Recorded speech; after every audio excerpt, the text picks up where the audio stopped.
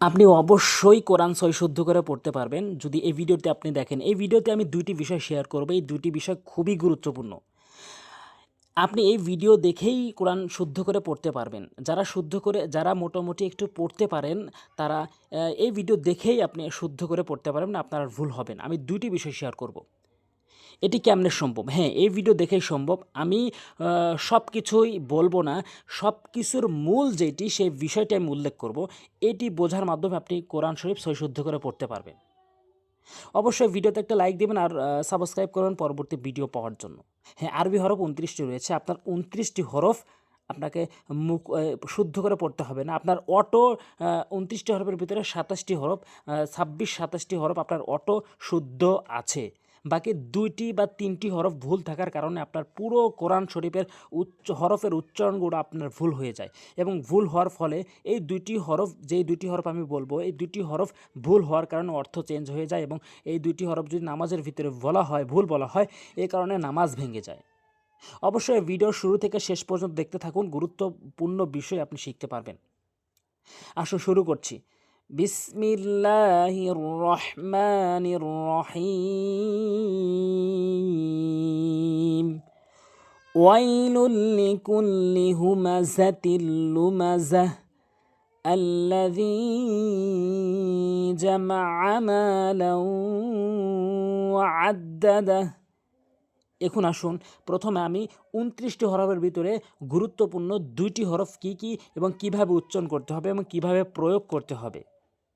এই ২টি হরফ, জাস্ট এই ২টি হরফে আপনার ভুল, বাকি ২৭টি হরফ আপনার শুদ্ধ আছে, আমি সেটাও বলছি। ওয়াও লাম জবর ওয়াও, ইয়া জবর ওয়াই, লাম লাম দুই পেশ লুল, লাম জেরে লি, ওয়াই লুল্লি, কাফলাম পেশকুল, লাম জেরে লি কুল্লি, ওয়াই লুল্লি কুল্লি। এখানে যে কয়টি হরফ রয়েছে আপনার আপনার সবগুলোই শুদ্ধ।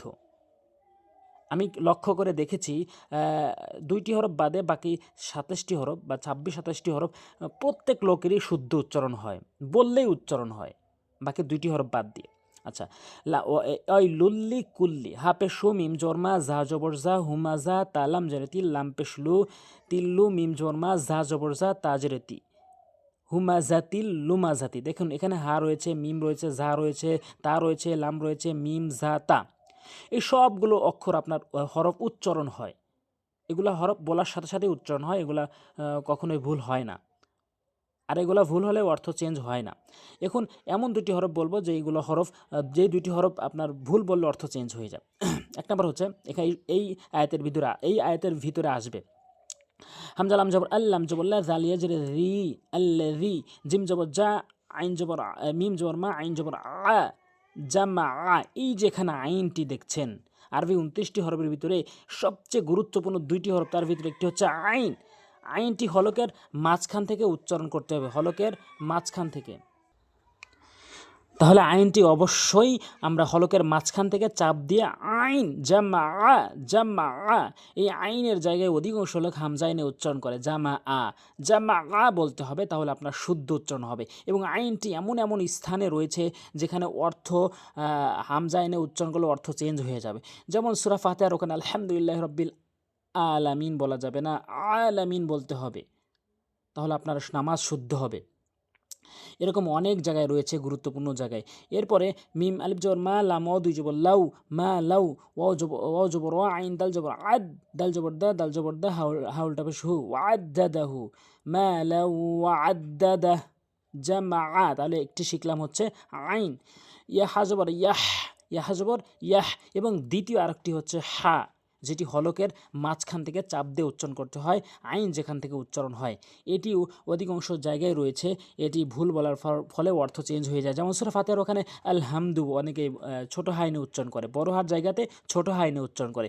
এখানে হা চাপ দিয়ে বলতে হবে ইয়াহ, ইয়াহ, সিন জবর সা, বা পেশুবু, ইয়াহ সাবু। তাহলে আমরা শিখতে পারলাম যে আরবি ২৯টি হরফের ভিতরে ২টি হরফ খুবই গুরুত্বপূর্ণ, যেটি অধিকাংশ লোকের ভুল হয়। বাকি ২৬-২৭টি হরফ অধিকাংশ লোকেরই বললেই সহি উচ্চারণ হয়ে আসে। হামজা নুন জবর আন, নুন জবর না, আন্না। এরপরে বলবো ২টি গুরুত্বপূর্ণ নিয়ম, বিশেষ করে একটি গুরুত্বপূর্ণ নিয়ম যেটি মিস হইলে বা যেটি ভুল করলে অর্থ চেঞ্জ হয়ে যায়। হামজা নুন জবর আন, নুন জবর না, আন্না, মিম আলিফ জবর মা, লাম জবর লা, হাউলটা পেশ হু, মা লাহু, মা লাহু। একটু শেষের দিকে রয়েছে সেই নিয়মটি, অবশ্যই শেষ পর্যন্ত দেখতে থাকুন। হামজা খ জবর আখ, লাম জবর লা, দাল জবর দা, হা উল্টা পেশ হু, আখলাদাহু, আখলাদাহ। ইয়াহসাবু আন্না মালাহু আখলাদাহ। কাফ লাম জবর কাল্লাম, আলিফ জবর লা, কাল্লা, লাম জবর লা, ইয়া মিম পেশি ইউম, গুন্না করবেন। বা নুন বা জবর বা, দাল নুন জবর জান, নুন জবর না, বাযান্না, ফা লাম জবর ফিল, হা পেশ হু, ত জবর ত, ফিল হুত, মিম জবর মা, তা জবর তি, ফিল হুতামাতি। ওয়া জবর ওয়া, মিম আলিফ জবর মা, ওয়ামা, ওয়ামা। হামজা দাল জবর আদ, র খারা জবর র, ওয়ামা আদ র। কাব জবর কা, ওয়ামা আদ র কা। মিম লাম জবর মাল, হা পেশ হু, ত জবর ত, মাল হুত, মিম জবর মা, তা পেশ তু, মাল হুতামাতু। ওয়াকফ করলে মাল হুতামা। নুন আলিফ জবর না, র লাম পেশ রুল, লাম খারা জবর ল, নারুল্লাহ, হা লাম জের হিল, নারুল্লাহিল। মিম অবশ্য মু, কব জবর ক, দাল জবর দা, তা পেশ তু, মু কদাতু। হামজা লাম জবর আল, লাম জবর লা, তা জের তি, আল্লাতি, তা ত জবর তাত, ত জবর তা, লাম জের লি, আইন পেশ উ, তাত্তালিউ, আইন জবর আ, লাম জবর লাল, আলাল। হামজা ফা জবর আফ, হামজা জের ই, ফা দাল জবর দা, তা জের তি, আফ ইদাতি, আলাল আফ ইদাতি। এখন ওই সেই নিয়মটি বলবো যে নিয়মটি অনেক গুরুত্বপূর্ণ। এই নিয়মটি ভুল হওয়ার কারণে আমাদের অশুদ্ধ তেলাওয়াত হয়ে পরিণত হয়ে যায়। যেমন হামজা নুন জের ইন, নুন জবর না, ইন্না, হা আলিফ জবর হা। এই যেখানে হা আলিফ জবর হা দেখছেন, খুবই গুরুত্বপূর্ণ কথা।